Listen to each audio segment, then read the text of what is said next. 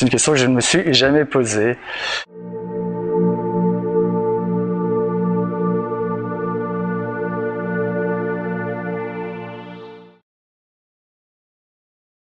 Je pense que chez moi c'est un peu une histoire de famille en fait. Mon père était photographe amateur, photographe du dimanche mais un bon amateur quand même. Il faisait beaucoup de photographie et surtout j'avais un arrière-grand-père photographe qui avait ouvert un studio de photographie, Léon Pernaut il s'appelait, et il avait travaillé avec Nadar dans un vieux grenier dans une maison de l'Est de la France d'où est originaire ma famille. On a retrouvé des vieilles photographies signées Nadar de membres de notre famille. En fait, mon arrière-grand-père avait travaillé à un moment dans le studio Nadar. Et voilà, donc un peu une mythologie, je pense, liée à la photographie dans ma famille, ce qui m'a sans doute inconsciemment un peu ouvert les yeux sur ce médium.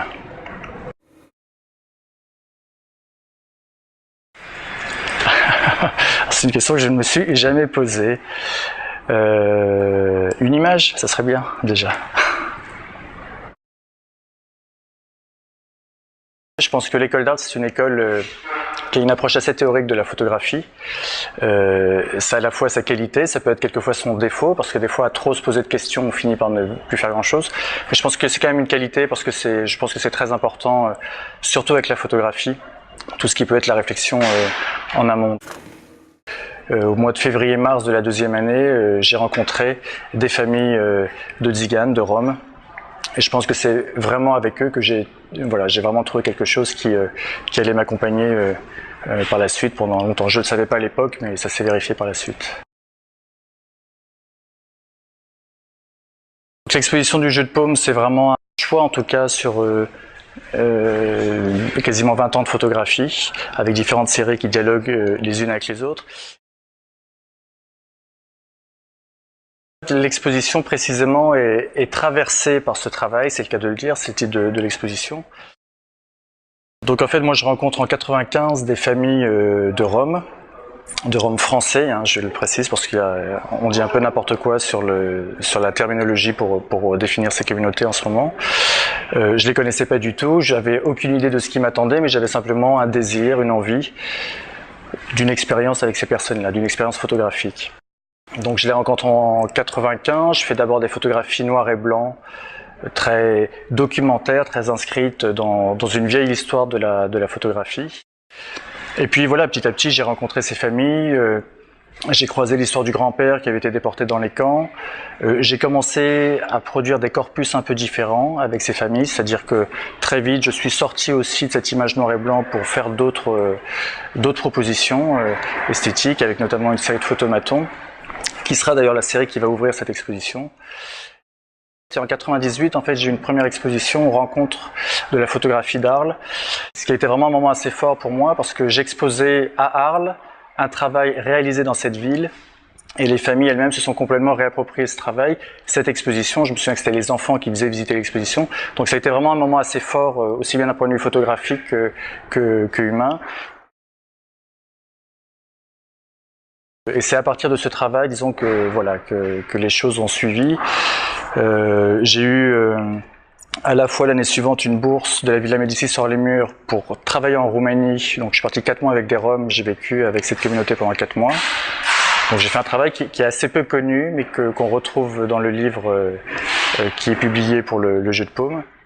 Et puis j'ai aussi fait un autre travail, qui est un travail d'historien cette fois, sur l'histoire d'un camp d'internement pour Tziganes. Donc en fait ça m'a occupé quasiment 5-6 ans, entre 95 et 2001.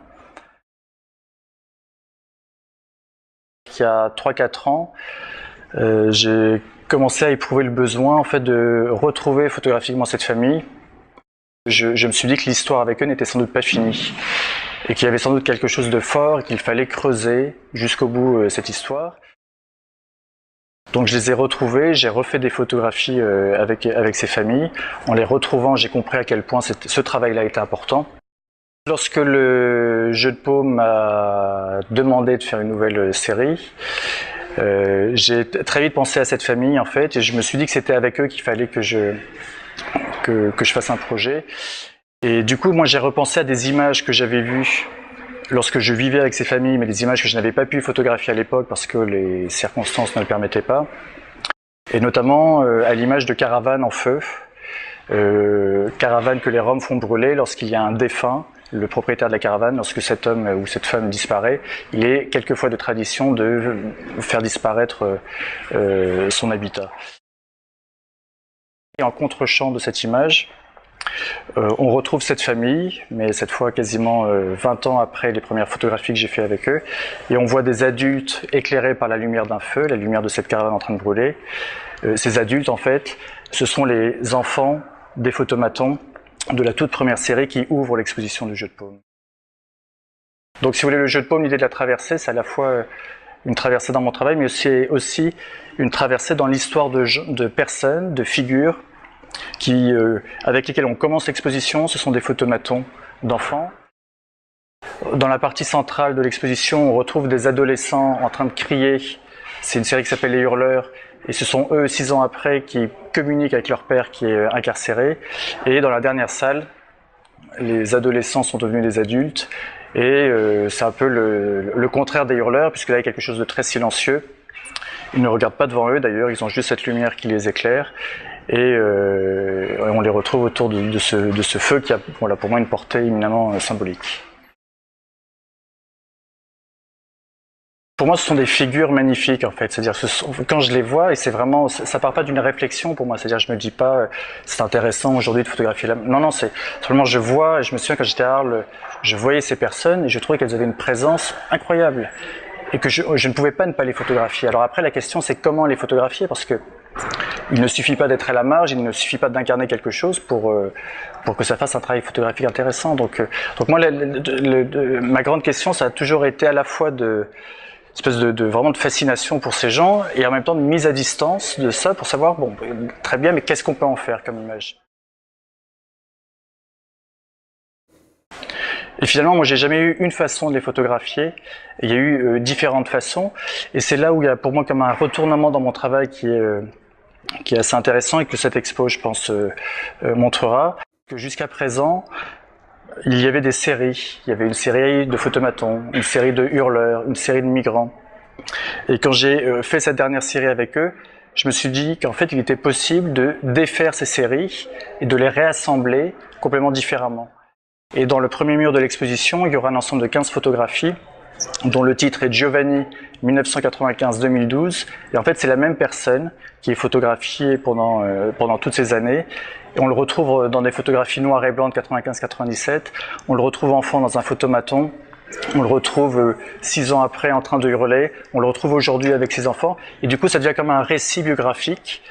Mais ce qui m'intéresse, c'est qu'en fait, c'est plus tellement moi qui raconte cette histoire-là, mais j'ai l'impression que c'est eux qui portent vraiment cette histoire de la représentation. Ils deviennent pour moi comme des figures, des icônes quasiment, qui sont pas simplement traversées par des histoires de la représentation, mais qui la portent véritablement en fait.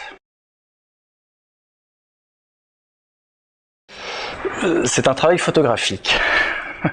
Non, mais pour moi, la photographie, elle peut porter tout ça justement. Un des enjeux justement de ce travail, c'est d'ouvrir peut-être cette question-là, et justement qu'un travail ne se résume pas forcément à une approche, qu'on définisse, qu'il ne bascule pas forcément du côté de l'anthropologie, du côté de la sociologie, du reportage, mais qu'il traverse peut-être ces différentes disciplines pour ouvrir finalement un nouveau front dans la représentation. C'est-à-dire que moi je pense que ça peut être tout ça à la fois en fait, sachant qu'à la fin c'est toujours qu'une image en fait. Ce qui m'a toujours intéressé en fait, c'est de travailler avec des corpus assez différents et de faire dialoguer ces corpus les uns avec les autres. Et je pense que chaque forme est un discours sur le monde, est une façon de le raconter, de le décrire. J'aime bien créer des espèces de récits, de dialogues entre ces différentes formes. Donc ça peut être le cas entre une carte postale des grands ensembles, donc la petite photo couleur des années 60 de cette utopie que représentaient les grands ensembles, jusqu'à le même lieu représenté 50 ans après de ce bâtiment en noir et blanc qui s'effondre. Ça peut être le cas avec des hurleurs qui crient en face d'espaces désincarnés qui sont les prisons. Il y a vraiment l'idée je pense, de créer un récit à plusieurs voix. Je peux aussi très bien imaginer que les hurleurs, ils crient en face d'immeubles qui s'effondrent.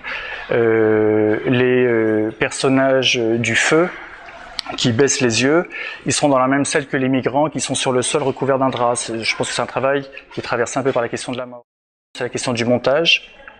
Qu'est-ce qu'on raconte quand on associe une image avec une autre image? Et qu'est-ce qu'on dit d'autre lorsqu'on la monte autrement?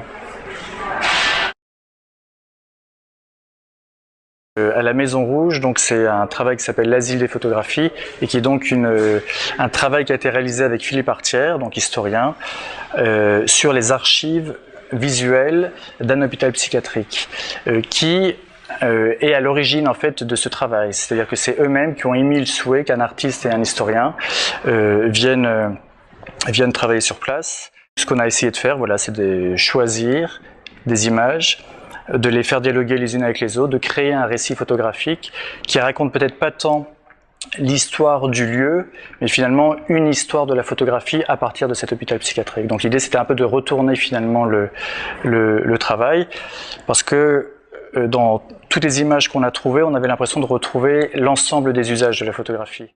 On a trouvé des photographies médicales, des cartes postales, des vues d'architecture, des albums de famille, des photographies de presse. Et en fait, on se dit c'est quand même incroyable parce que ce lieu, qui est un lieu encore une fois très à la marge, en fait, il est traversé par tous ces usages de la photographie.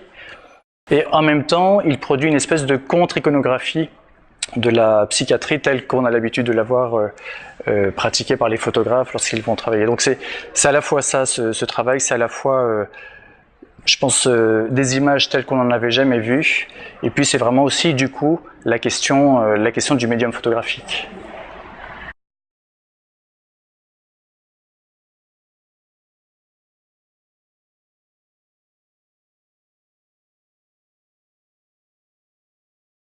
Il y a une installation que j'ai réalisée qui s'appelle le dortoir des agités. Et en fait, donc dans cette installation, j'ai réinvesti d'anciens dortoirs de l'hôpital psychiatrique. J'y ai amené des lits et des matelas qui venaient d'autres institutions, c'est-à-dire je ne les ai pas trouvés sur place. J'ai remis en scène des images, une archive photographique qui sont les photographies de la Salpêtrière à Paris. Lorsque Charcot faisait de l'hystérie à la fois un objet d'étude et de représentation. Je suis parti très précisément de ces corps que l'on retrouve dans ces images, notamment d'Augustine, la fameuse patiente, et j'ai fait en sorte que les matelas, la forme des matelas reprennent en fait la forme de ces corps photographiés. Les matelas étaient ficelés sur les sommiers pour que les patients en crise ne les jettent pas. Et donc c'est à la fois pour moi quelque chose qui est très lié à la photographie, c'est-à-dire que c'est vraiment l'idée de partir d'une archive, et en même temps c'est une installation.